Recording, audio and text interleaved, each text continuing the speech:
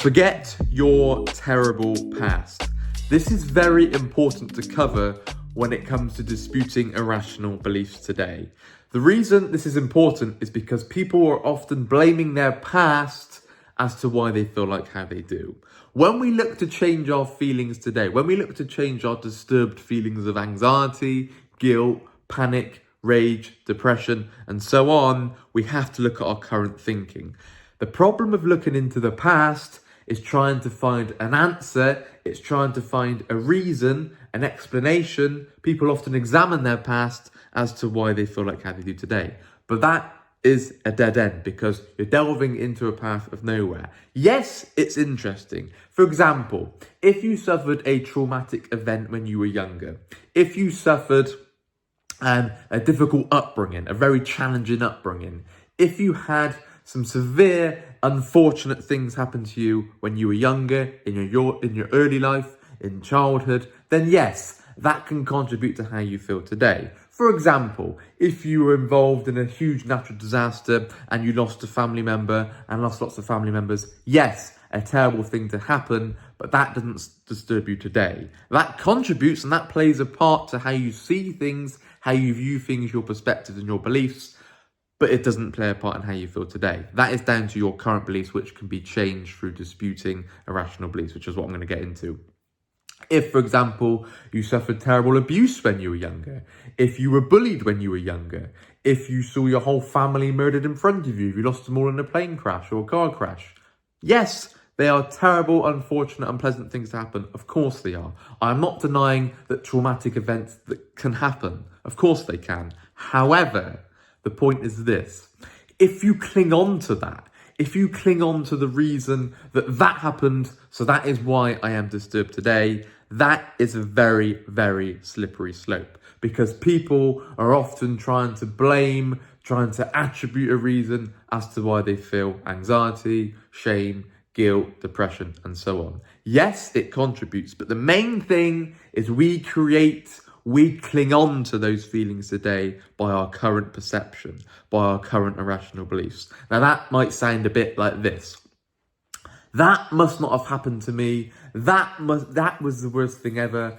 I cannot possibly stand that that's happened to me. I can now not live my life now because that happened to me. I will no longer get over that. I will never get over that, and so on. So that catastrophic thinking, that terribilizing, that awfulizing about your past is what's causing the anxiety today. That thing happened, whether it was bad or not. You can strongly acknowledge and admit and accept that the bad thing did happen and that a traumatic event did happen. However, as soon as we cling on to that today, as soon as we use that as an excuse to how we feel today, you're then shutting the door on changing your current perception. I see this all the time. Okay? You are not just downplaying things that have happened in the past. You are not saying it doesn't matter. But what I am saying is that it can only affect me today if I sharpen my irrational beliefs around the thing that happened and let that disturb myself. Okay? That is the key message there. You will never hear me, Nick, Rob, Momin say the word trauma. Okay? That's not because I don't believe traumatic events don't happen. I believe they do. But I never use the word you are feeling like how you do because you went through that trauma. I never say that because I believe that it can be overcome, that the feelings can be changed through our current beliefs and our current perspectives and our current behaviours. That's so important. Because like Albert Ellis talks about this a lot, because he was a psychoanalytic before he invented RBT.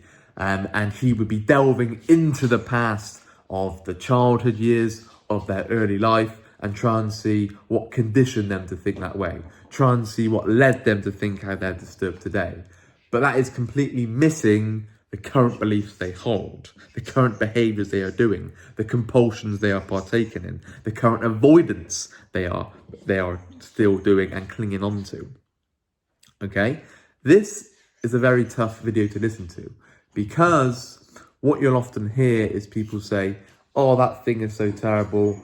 oh, I've got, that means, you should be mollycoddled, that means you should be cradled, that means you should be constantly looked after and cared for. But the problem with that, it takes away the accountability of how we view things today. Okay? Once you realize that you are in control of your emotional destiny by looking at your rational beliefs, looking at your rigid shoulds, your rigid musts, your demands, your catastrophic black and white thinking, when you start looking at that and putting in the work to change that, you then realize that you are playing a huge part in how you currently feel, right? If you keep trying to blame things in the past, that person bullied me, that person treated me that way, my upbringing wasn't the best, this thing happened when I was 12 years old, this thing happened when I was 18, you are forgetting the problem today. You are just saying, no, that's it now, I'm going to be doomed forever because this thing happened. When you take a step back, that thing cannot be changed. Yes, it may have been sad. Yes, it may have been very, very unfortunate, a terrible thing to happen. I'm not denying that. But you've got to look at how you're viewing it today. That is so, so important. Forget your awful past. Forget your terrible past. Forget your horrendous past. You've got to view today. Where am I today? How am I carrying on these beliefs?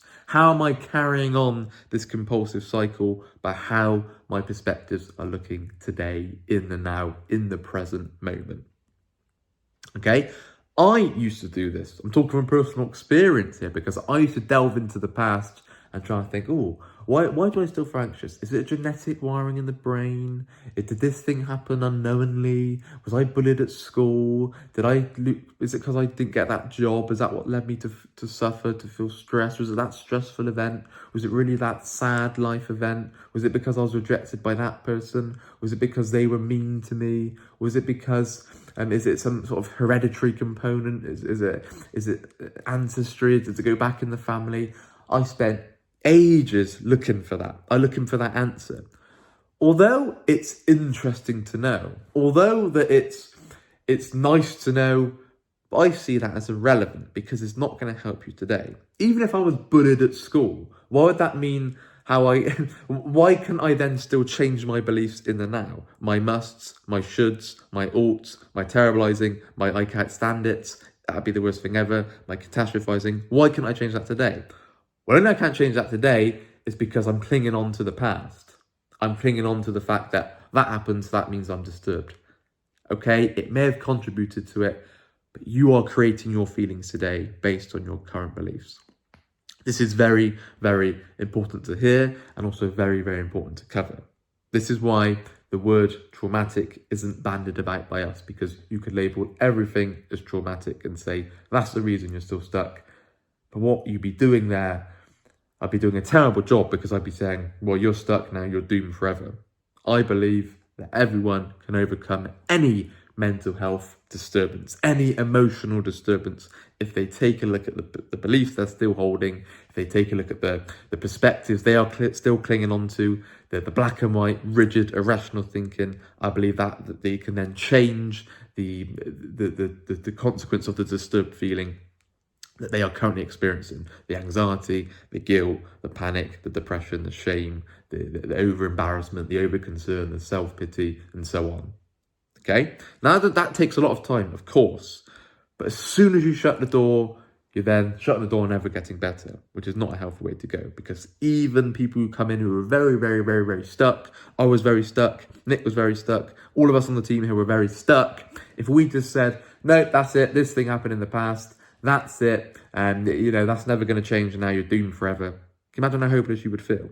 Okay, so I really like talking about this because it shows no matter what you've been through, no matter what traumatic event you went through in your life, no matter what your upbringing was like, no matter what genetic component firing, chemical imbalance in the brain, no matter what, we have to take a look now at your beliefs you are holding, the behaviors you are still doing, your life structure, things and all the different factors you are still clinging on to now and you're carrying on to your current present life and how that's holding you back right now, and how that can be changed with time, patience, persistence, and consistency with applying the new tools, applying rational thinking, applying unconditional acceptance. When you really embody this, when you fully believe what I'm saying right now, you then realize that, I am in control of my emotional destiny.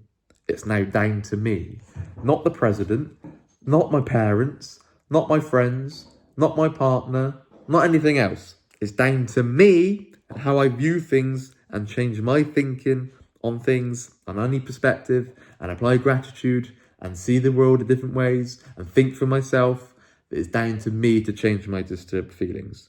Once you realize that, you realize the power is in your hands and you're not blaming everyone else. You're not playing the victim for why you feel like how you do. Because then the ball is in your court. It's down to you to really change. It's now down to you and no one else. And then you realize that it's in your hands. And when I realized that, was a huge mindset shift. Because I realized, shit, anything could have happened. Anything could have happened in my past. Any traumatic event could have happened in the past. But it's now down to me right now, today, as you're watching this video, and how you view that thing, how you view your current life, how you view everything with your beliefs and your behaviors. And that can be changed to bring down the disturbed feelings today. That is so, so important to hear.